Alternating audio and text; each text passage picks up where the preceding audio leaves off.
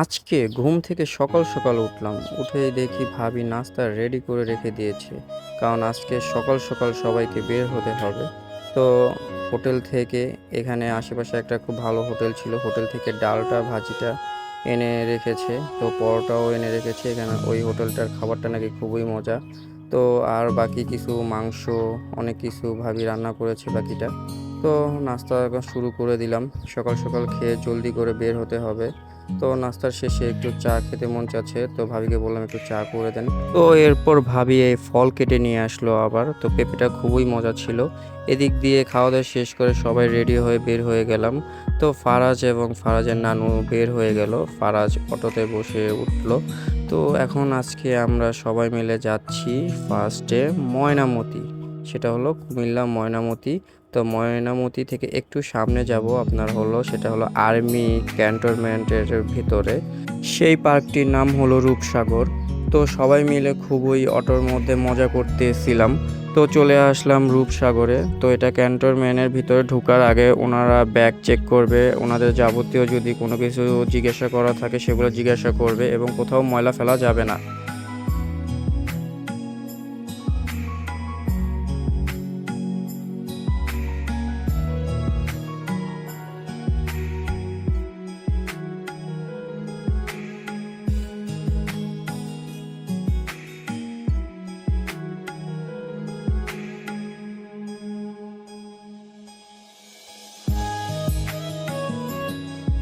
পার্কটি খুবই সুন্দর, এরকম পার্ক আর্মিদের কখনো দেখিনি।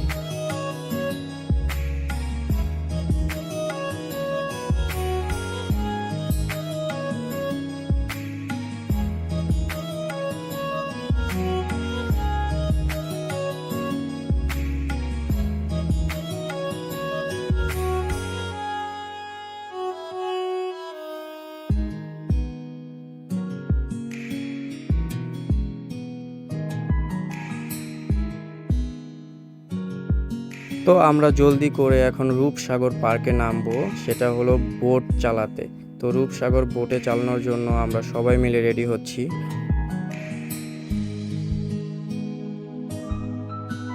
তো এই দিকে সবাই মিলে বের হয়ে গেলাম রূপসাগর পানিতে বোট চালানোর জন্য। তো এখন সবাই নামবো। হ্যালো।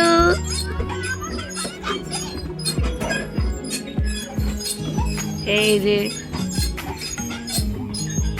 এই জায়গার নাম কি? কি বলো, এই জায়গার নাম কি বলো? আমরা রূপসাগরে চলে এসেছি।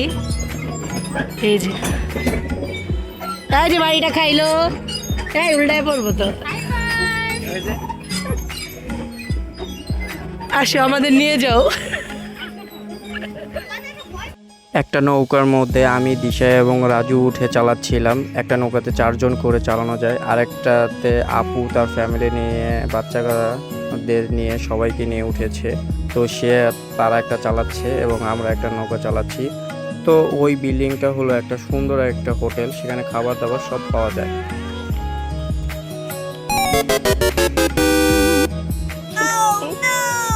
ফারাজ এখানে দৌড়াদৌড়ি করতেছে, অনেক মজা করতেছে।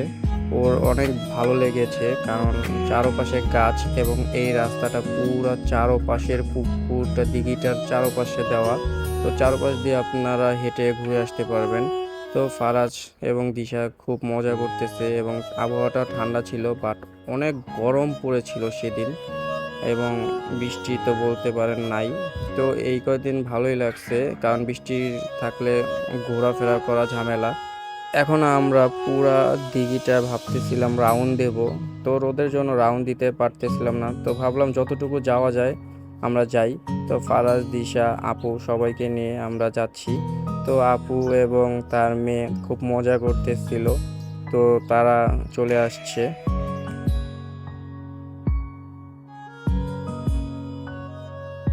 এখানে একটি মঞ্চ আছে যেটাতে সবাই মিলে বসে আড্ডা দেওয়া যাবে। দিশা ফারাজকে নিয়ে মঞ্চ থেকে নেমে নিচ দিয়ে হাঁটতে হাঁটতে যাচ্ছে এবং খুব এনজয় করছে। বাকিরা সবাই আমরা উপর দিয়ে হেঁটে নিচে নামবো সামনে দিয়ে। তো দিশাও এবং ফারাজ আগে আগে নেমে গিয়েছে ঘাসের উপর দিয়েই। তো অনেক রোদ ছিল কিন্তু গাছপালার কারণে ঠান্ডা ছিল। তো হেঁটে আমাদের অনেক গরম লেগে গিয়েছে, তো সবাই মিলে এখন আইসক্রিম খাবো। তো এসে দেখি সেই আইসক্রিমটা এখানেও আছে, সেটা নাকি ভাইরাল ডিসকোন। আমি বলতাম ডিস্কো কোন, যাই হোক যেটাই হোক, ডিস্কো কোন আর ডিস্কো। আইসক্রিমটা খাবো, অনেক গরম লেগে গিয়েছে। সবাই মিলে এখন আড্ডা দেবো, বসবো। তো সবাই মিলে আইসক্রিম খাচ্ছি। এখানে প্রচুর পরিমাণে গরমের কারণে আমরা রূপসাগরটা বেশি এতটা ঘুরতে পারিনি। তো এখান থেকে আমরা সিদ্ধান্ত নিলাম এরপর আমরা আরেক জায়গায় যাব। তো তার জন্য আমরা বের হয়ে গেলাম।